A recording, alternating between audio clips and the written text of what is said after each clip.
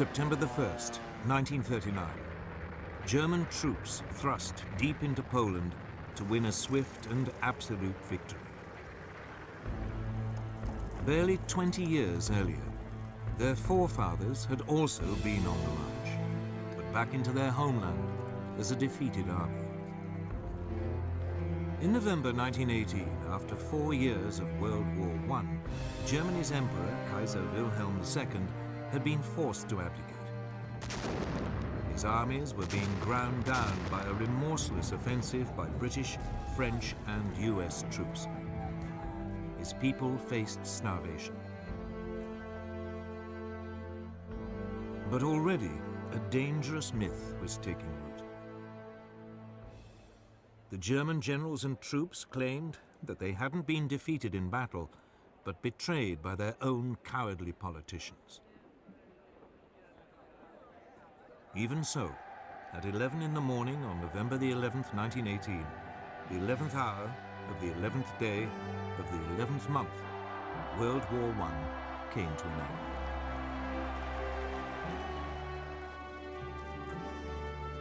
The following month, President Woodrow Wilson of the United States arrived in Europe, promising to create a new world order. He persuaded the world's leaders to sign up to a new League of Nations. At the Treaty of Versailles, they agreed that from now on, disputes between countries would be resolved not by fighting, but by debate in the League. The peoples of Europe were set free. Germany's ally, the Austro-Hungarian Empire, was dismembered. Out of it, new nations were created: Austria, Poland, Hungary, Czechoslovakia, Yugoslavia, Latvia, Lithuania, and Estonia. Germany itself was greatly reduced in size. But this process contained a time bomb. Not everyone celebrated the birth of countries like Czechoslovakia. Several of them contained substantial German minorities. One day, the desire to reunite the German peoples would come to haunt Europe. The war-torn German people also had one final indignity inflicted on them. They were forced to pay a massive £6.6 billion in reparations to France and Britain, something they could ill afford. And when he returned to America, Wilson's new world order immediately fell apart. The US Congress decided it could not risk being sucked into another war in Europe. It refused to join his league, and the US withdrew into isolationism. Germany was now a very different nation. It was still Europe's biggest country, but its militaristic monarchy had gone. It had become a democracy. But its government, the so-called Weimar Republic, was soon struck by a series of hammer blows. Street battles erupted between extreme right-wing nationalists and communists trying to start a revolution. Then, in 1923, the country was devastated by hyperinflation, which reached hundreds of % a month. Ordinary people's savings were wiped out. This was fertile ground for a new breed of rabble-rousing right-wing politicians.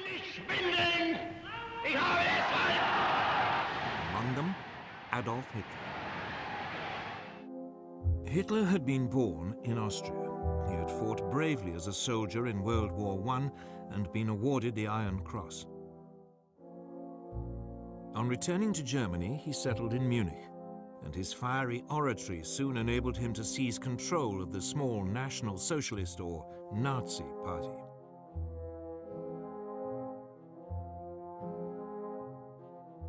In October 1923, Hitler and his henchmen attempted an armed coup against the Weimar government. It failed, and he was sentenced to 9 months. In prison, he wrote a book, Mein Kampf, My Struggle, in which he blamed Germany's ills on the Jews and demanded that it rebuild its strength and seek new territories in the east. On his release, he set about building the Nazis into a proper, disciplined political party. From now on, he would use the democratic system to achieve power. But for the next 5 years, Weimar Germany prospered. Support for extremist parties, left and right, dwindled. Then suddenly, Hitler's opportunity arrived.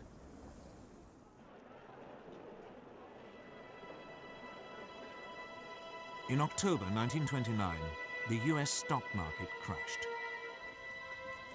Billions of dollars were lost, and an economic depression swept across the world.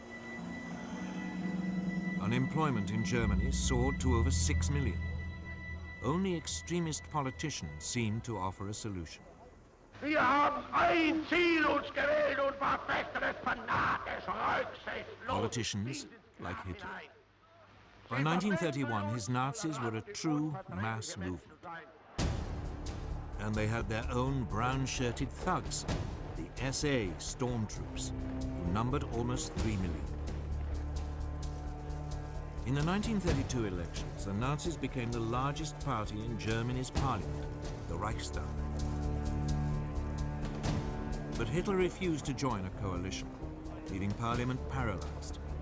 To break the impasse, President Hindenburg made him Chancellor in January 1933, head of the government.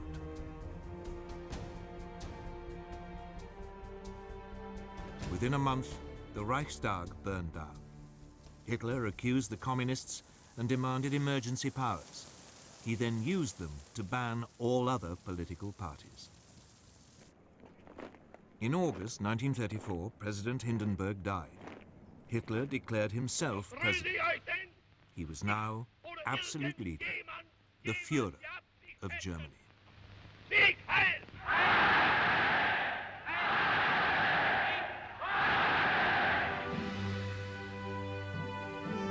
At first, there was little sign of what was to come.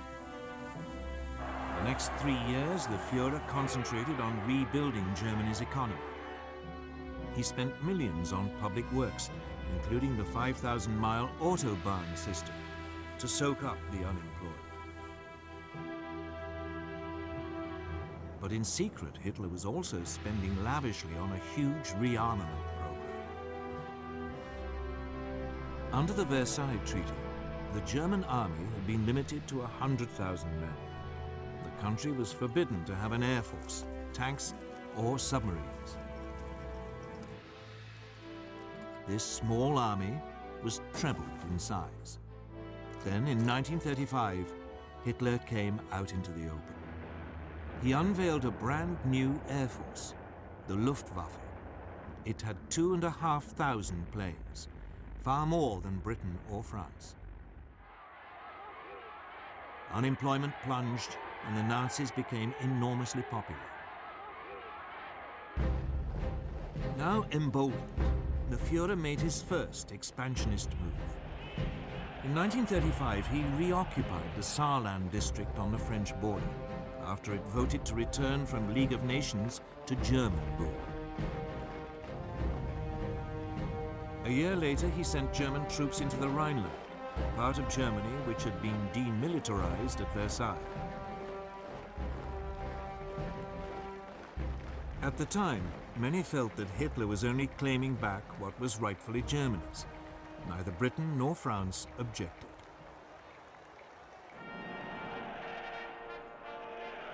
When Berlin hosted the 1936 Olympic Games, the Nazis were seen by many as firm but fair. A government which was restoring the nation's pride and which didn't threaten anyone. Of course, there were signs. The 1935 Nuremberg laws forbade Jews to marry true Aryan Germans and deprived them of their citizenship. But when the first threats came to world peace, they didn't come from Hitler at all, but from somewhere else entirely.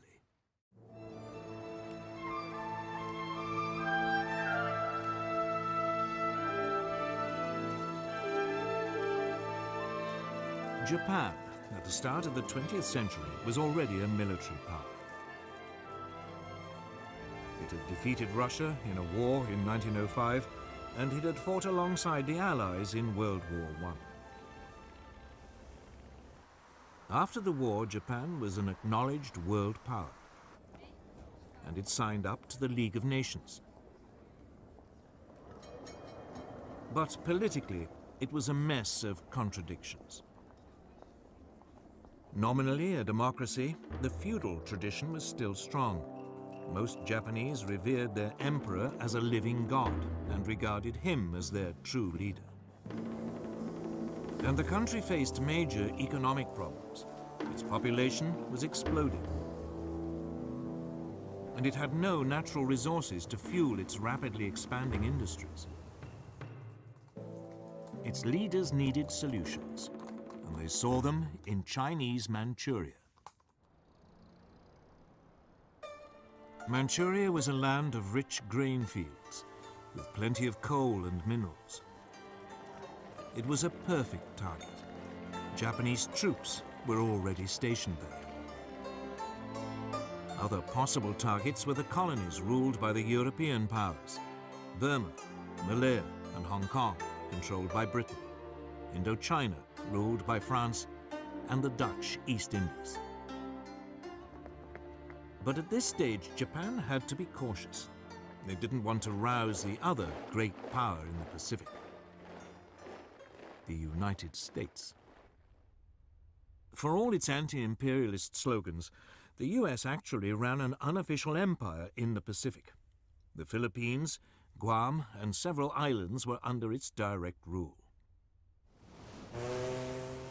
It undoubtedly had the strength to take on Japan, but since the end of World War I, it had had other distractions.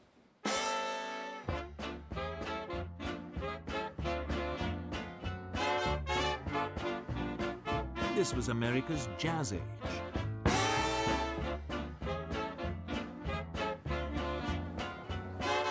Throughout the 1920s, the nation concentrated on exploiting its vast resources. There was an economic boom that seemed without end. Fortunes were made both in industry and the stock markets. America seemed lost to the increasing pursuit of pleasure. With distractions like these, Japan's growing pains in the Pacific seemed very far away. America had slashed its army after World War I and agreed a naval reduction treaty with Britain, France, and Japan. This, in effect, handed naval superiority in the Pacific to the Japanese. And then came the Great Depression.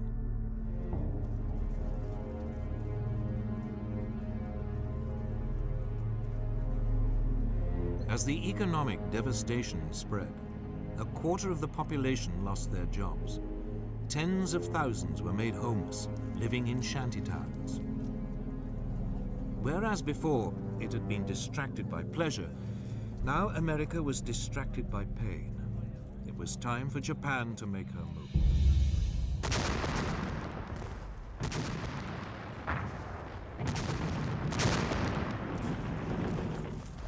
In 1931, without even informing their own elected government, the Japanese forces in Manchuria seized the capital Mukden and then overran the rest of the territory.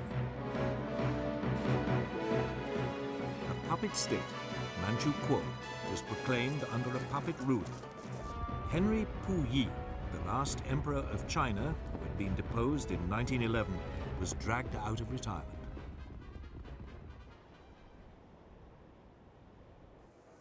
At its headquarters in Geneva, the League of Nations now faced its first great test.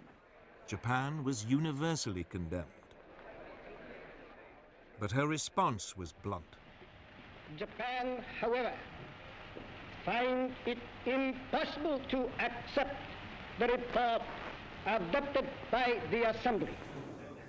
The Japanese then just walked out, and the League suddenly realized there was nothing it could do about Manchuria.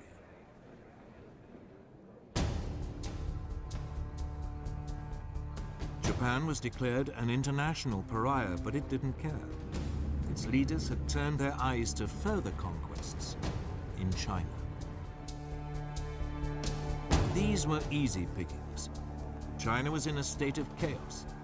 The government of Generalissimo Chiang Kai-shek was locked in conflict with the Chinese Communist Party under Mao Zedong. There was civil war.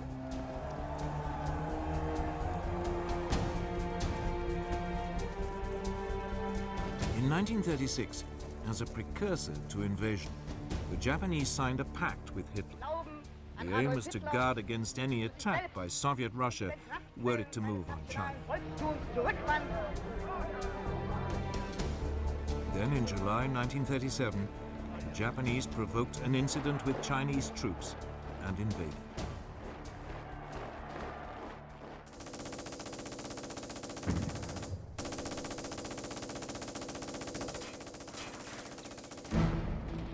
At first, the Chinese were taken by surprise.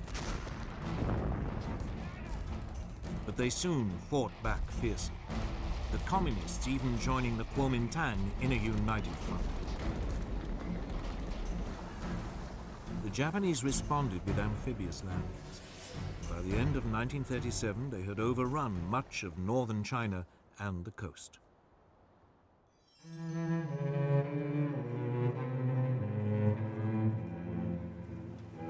The Japanese fought this war with exceptional brutality, bombing cities indiscriminately. Westerners living in the commercial center, the port of Shanghai, were now evacuated. The city was then besieged for 3 months.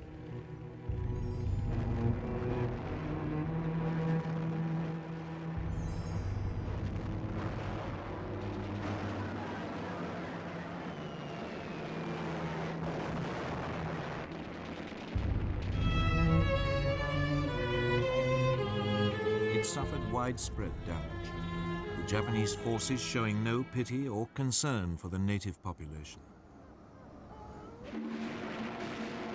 But it was after the capture of Nanking, then the Chinese capital, on December the 17th, 1937, that the Japanese forces really ran amok. Over 300,000 civilians are estimated to have been massacred during a 6-week orgy of rape and indiscriminate killing.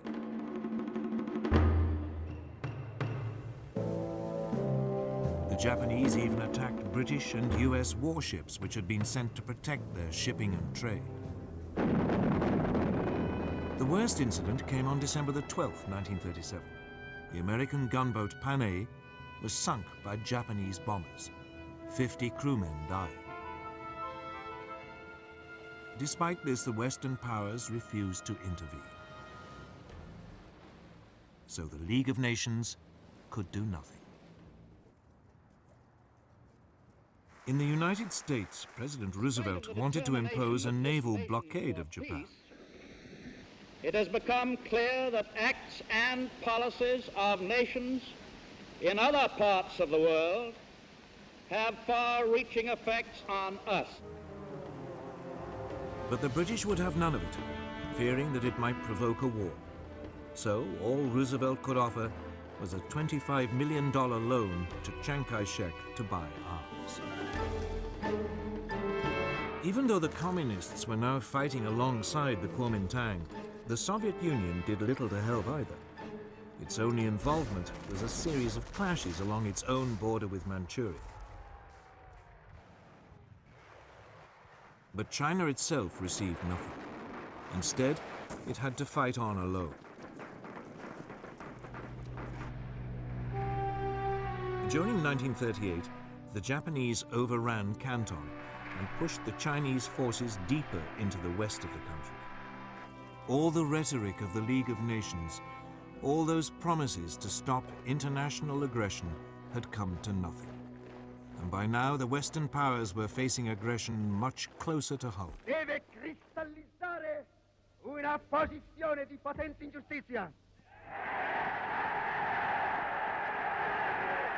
Sangue i principi che sorgono e che nascono e i principi che declinano, la vittoria è per noi, per i primi. Today, It is easy to laugh at Benito Mussolini, the fascist dictator of Italy. All that posturing seems faintly ridiculous now, but it didn't seem that way in 1922. Back then, Italy had seemed to be on the edge of anarchy.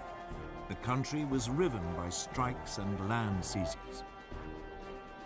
The democratic government, just as in Germany, seemed powerless in the face of such unrest. So Benito Mussolini, a war veteran and a journalist, decided to take a stand. He organized a right-wing nationalist party, the Fascists. With the country paralyzed by a general strike in August 1922, Mussolini ordered his followers to march on Rome. Fearing a civil war, Italy's king, Victor Emmanuel, asked him to form a government. Si realizzassero le premesse necessarie e sufficienti per una collaborazione delle quattro grandi potenze occidentali, Mussolini swiftly stamped out any political opposition and assumed dictatorial powers. deve cristallizzare una posizione di potenza in giustizia. By 1928, his position seemed secure. Parliament was appointed rather than elected, and all power was firmly in the hands of the fascist Grand Council.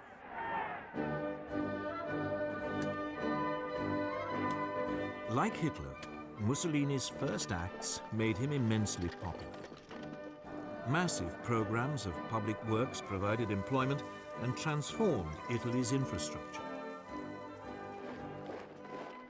Corruption was rooted out and the mafia more or less eliminated. Italy's armed forces were built up, including an advanced modern air force. In the Mediterranean, Mussolini launched a powerful navy, bigger than the combined might of the British and French Mediterranean fleets. When the Great Depression came, Italy seemed to weather it better than most. Mussolini became a source of worldwide inspiration. Political leaders, not least Adolf Hitler in Germany, saw the fascist system as a role model, strong and purposeful, in contrast to the weakness of the democracies in Britain and France. But Mussolini wanted more than adulation. He wanted to recreate the Roman Empire, and he already had a target in mind for his first imperial land grab.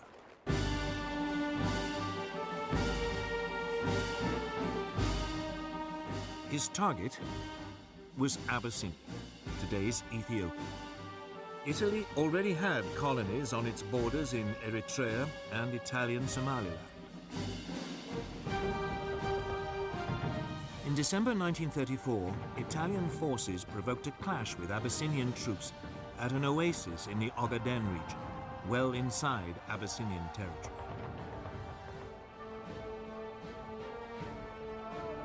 Mussolini then sent reinforcements to Eritrea and Italian Somaliland, demanding that Abyssinia pay reparations. The Emperor of Abyssinia, Haile Selassie, appealed in person to the League of Nations. He called on it to live up to its ideals. Here was a small nation under threat from another member of the League. This was the supreme test. But the League did nothing. Britain's Foreign Minister, Anthony Eden, at least tried to broker a peace deal, but Mussolini would have none of it. In early October 1935, the Italian army invaded from Eritrea and Italian Somaliland.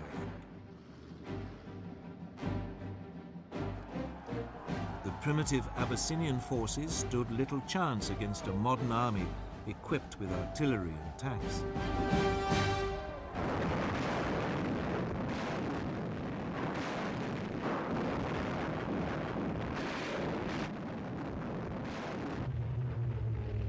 The Italian Air Force had total command of the air and harried the Abyssinians, on occasions dropping gas bombs, even though gas had been outlawed at Versailles. A as a crime against humanity. After 6 months, Abyssinia was completely overrun. The Emperor Haile Selassie fled into exile in Britain. From its headquarters in Switzerland, the League of Nations wrung its hands. It did impose economic sanctions, but they had little effect. Mussolini's aggression had revealed 2 things.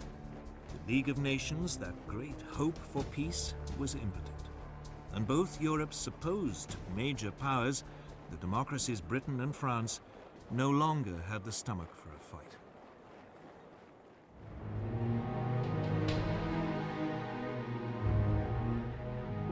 Both Britain and France had been shattered by World War I, and their economies had never really recovered.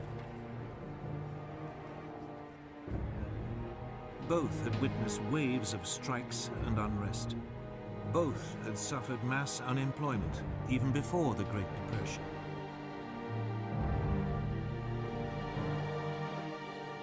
Both also faced the cost of controlling empires, now swollen by taking on Germany's former colonies and the Middle Eastern territories once run by the Turkish Ottoman Empire. And above all, both had been traumatized by the horrific casualties of World War I. A succession of British leaders, Lloyd George, Ramsay MacDonald, and above all Stanley Baldwin, all resolved to keep Britain out of future conflicts. Despite horrific casualties on the Western Front, Britain had ended World War I with a large and very effective conscript army. This was immediately run down to a small professional force designed to police its sprawling empire. And when the Great Depression struck, any ideas of modernizing the army were abandoned. It meant that Britain went into the run-up to war economically and militarily weak.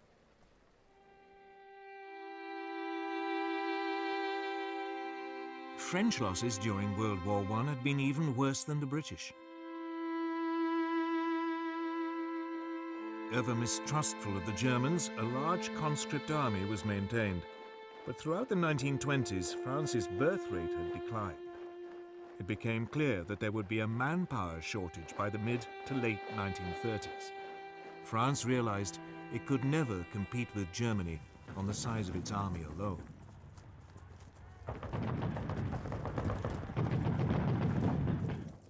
The solution was to adopt an entirely defensive mentality.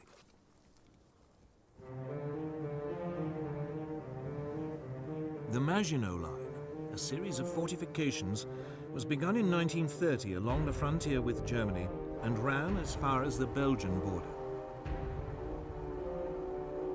There, it theoretically linked up with fortifications planned by the Belgians. This new French military approach meant that France was only capable of waging a defensive war. It just did not have the ability to launch an attack on Italy, even if the British had had the troops to help. And of course, both countries knew that their navies in the Mediterranean were outnumbered by Mussolini's new fleet.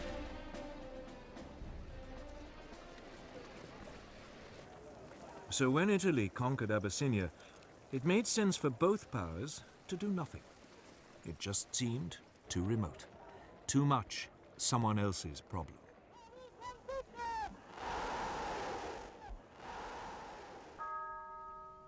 By now, they both had to deal with all the traumas of the Great Depression. That seemed so much more pressing. And above all, they were now faced with a military threat far closer to home. A resurgent and rearming Germany. And Germany's power, and that of Italy too, was soon about to be demonstrated in supporting the rise of another dictator in Spain.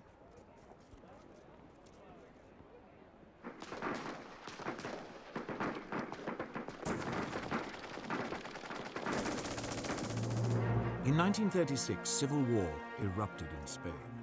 It was exceptionally vicious, setting family against family, communist against fascist, believers against atheists. In 1931, a left-wing government had come to power determined to get rid of the centuries-old Spanish monarchy. The king was forced into exile and a republic was declared.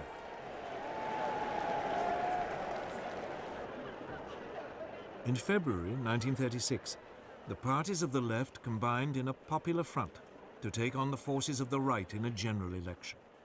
The Popular Front won narrowly. Even though its reform program was modest, the wave of strikes and land seizures led the right to fear that a communist takeover was inevitable.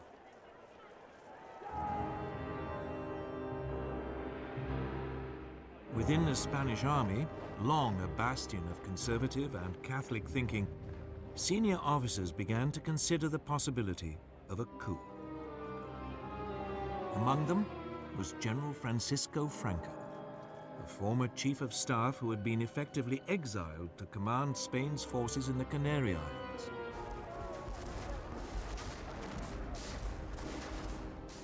On July the 17th, 1936, the units of the army fighting guerrillas in Spain's colony in Morocco mutinied.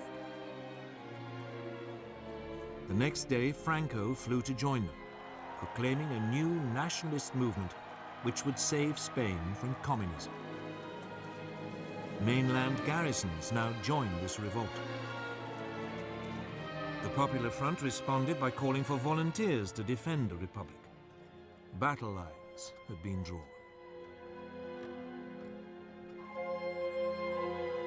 At first, Franco faced problems.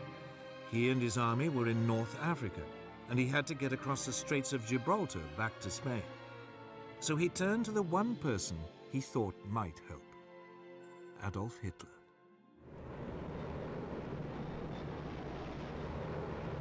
Within a month, transport aircraft from Hitler's new Luftwaffe had begun an airlift, taking Franco's battle-hardened veterans over to southern Spain.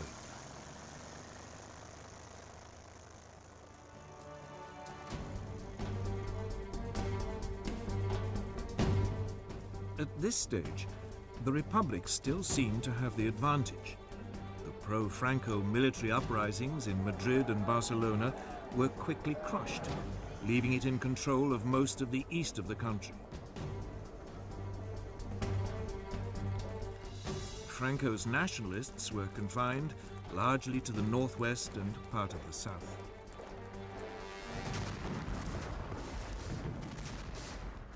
But the nationalist situation was transformed when Hitler and Mussolini started to pour in troops and weapons. The German dictator seized the opportunity to test his new equipment and expanding armed forces. The first panzer tanks were sent, along with some 12,000 troops. And the Luftwaffe deployed its Condor Legion, with its ultra-modern new bombers and fighters.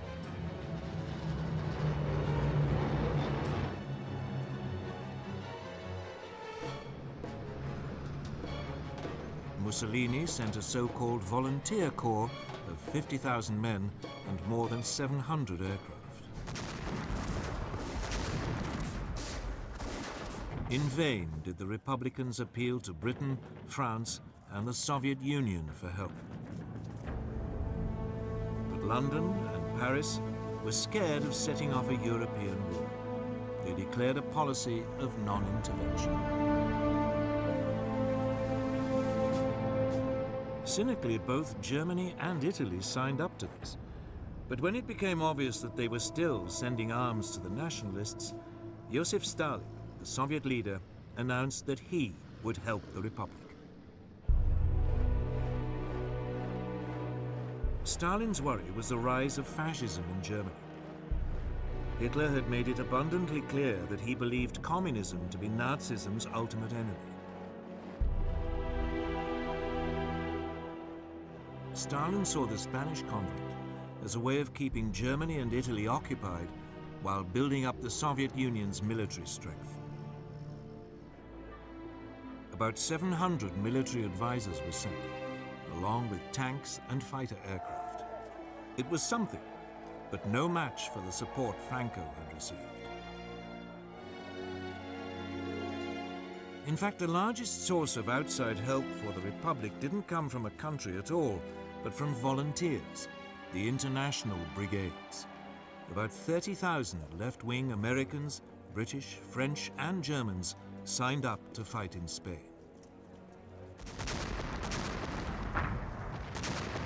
With their new fascist support, the nationalists were able to open two fronts, one advancing towards Barcelona from the north, the other led by Franco, pushing up towards Madrid from the south. By the end of 1936, Madrid was enveloped on three sides and virtually under siege. The fighting was intense and often accompanied by appalling atrocities against civilians. The Republicans hunted down and murdered Roman Catholic priests. The nationalists slaughtered anyone accused of being communist. German and Italian air power was used indiscriminately against civilian targets. Madrid was heavily bombed. But the worst incident came in April 1937, when the Basque town of Guernica was virtually obliterated, with 6,000 civilian deaths. The area controlled by the Republic was steadily ground down. Its forces fought with great gallantry, but undertrained and under-equipped amateurs were no match for the professional soldiers led by Franco, or for the combined modern weaponry of Italy and Germany. As the war dragged on, the fighting around Madrid became a symbol of the left's determination not to be crushed by a fascist dictatorship. But behind the scenes, the Republican alliance was falling apart. The communists and socialists wanted to concentrate on winning a military victory.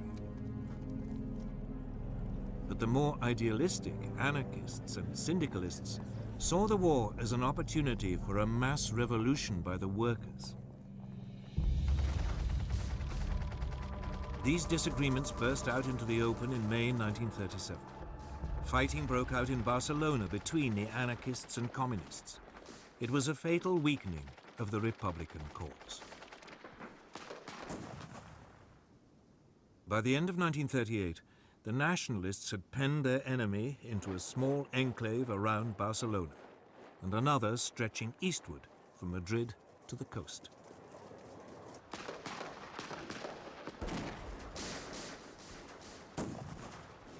Madrid continued to hold out, but the international brigades were withdrawn.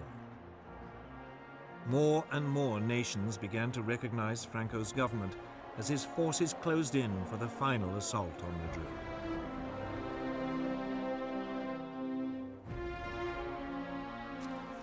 At the end of March 1939, its defenders, exhausted after nearly 3 years of fighting, the capital finally surrendered.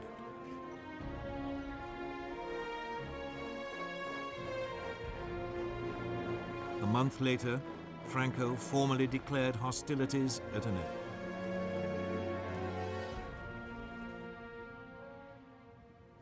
The scars of Spain's civil war took years to heal, and in some ways, they never have.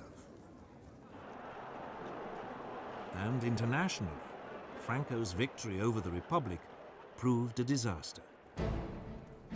Hitler and Mussolini were confirmed in their belief that the democracies of Britain and France were impotent to resist any real pressure. While Stalin despaired of their willingness to confront fascism. Hitler in particular saw his way open to begin the aggressive policies outlined in Mein Kampf. Even before the Spanish Civil War ended, his armies were on the march.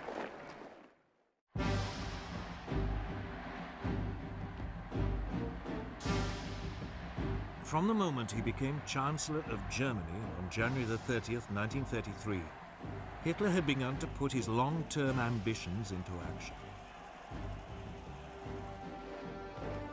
On February the 3rd, he told his top commanders that his ultimate aim was to conquer territory in the east and ruthlessly Germanize it. They were instructed to prepare for a massive expansion. Although Germany had been forbidden tanks, a secret treaty with the Soviet Union in 1923 had allowed the development of tank designs and experimentation with new mobile armored tactics. Energetic young German officers like Heinz Guderian read the theories of British thinkers like Basil Liddell Hart and Colonel John Fuller.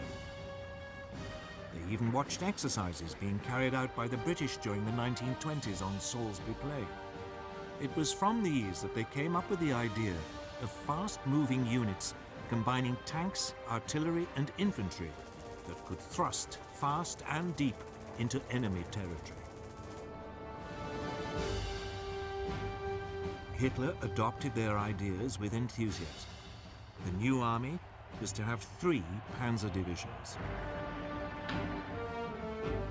Similarly, the new Air Force, the Luftwaffe, under former World War I fighter ace Hermann Goering, had a framework to build on. Throughout the years in which its Air Force was officially banned, Germany had kept up its design skills by building civilian machines, and gliding and flying clubs provided a reserve of potential aircraft.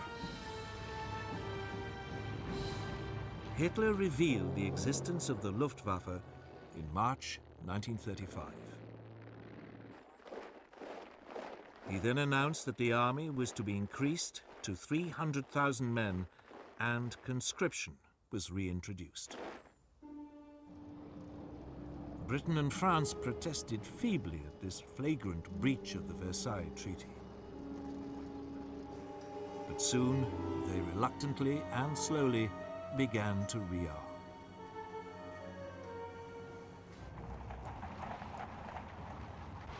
Until this point, Hitler had been modest in his goals. He had only taken back what was his, the Rhineland and Saarland. But now he had a grander target in mind, his homeland, Austria. In 1934, Austrian Nazis had attempted to seize power and unify the country with Germany. The Austrians, after all, spoke German, even if they had never been part of a German state. In February 1938, another Nazi plot was discovered. Austrian Chancellor Kurt von Schuschnigg protested to Hitler. Hitler responded by demanding that Austria stop mistreating the Austrian Nazis and unite with Germany. Die Jugend ist uns verschrieben und verfallen mit Leib und mit Seele.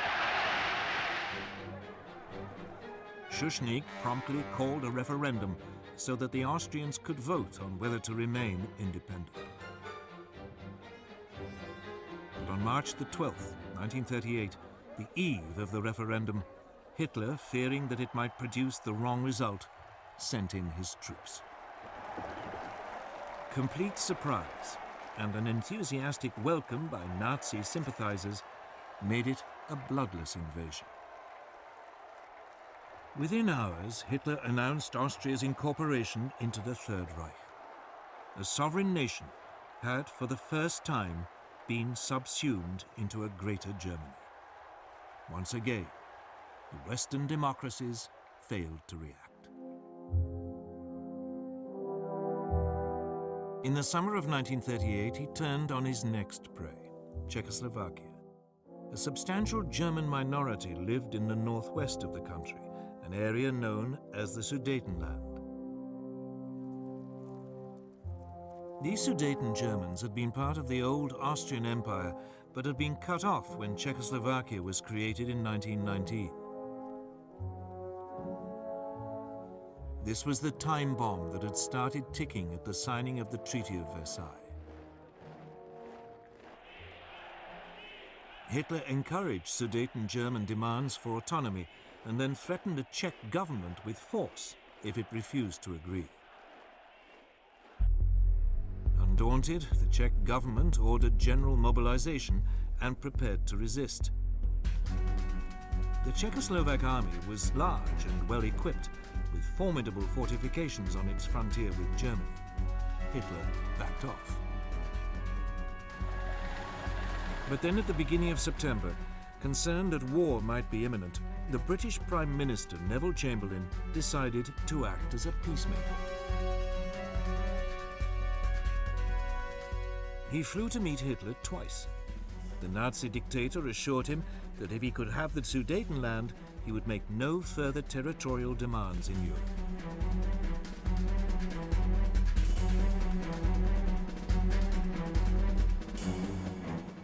In Munich, on September the 29th, 1938, with Mussolini acting as mediator, France and Britain signed an agreement giving the Sudetenland to Germany in return for a formal declaration by Hitler that he had no more territorial ambitions. Chamberlain flew back to Britain waving the piece of paper, which he claimed guarantees peace in our time. And so, on October the 1st, German troops occupied the Sudetenland and seized the Czech frontier fortifications.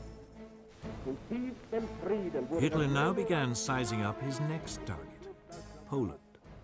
Eine große Nation muss dauernd zusehen, wie gegen Recht und vertragliche Bestimmungen Angehörige des Blutes. Again, the nominal cause was a German minority marooned as a result of the Versailles Treaty. Also normalen Staatenverbrecher. Hitler demanded the return of the port of Danzig to German control, so that East Prussia could be linked up with the rest of Germany.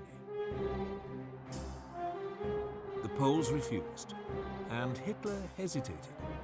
He was not quite ready for all-out war, and he had unfinished business with Czechoslovakia.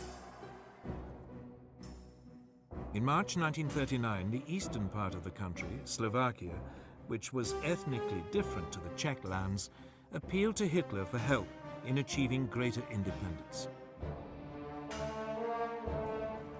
Hitler summoned the Czechoslovak Prime Minister Emil Hácha to Berlin and browbeat him into putting his country under German protection.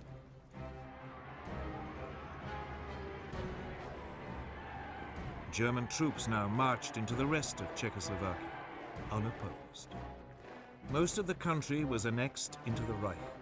Slovakia was declared a protectorate. For the first time, Hitler had seized non-German-speaking territory. But again, there was only a feeble protest from Britain and France. At the end of March, he again repeated his demand that Poland give up Danzig. This time, France and Britain declared unequivocally that they would declare war if he attacked Poland. But by now, Hitler cared little whether they did or not. He was sure that they would be weak and indecisive opponents.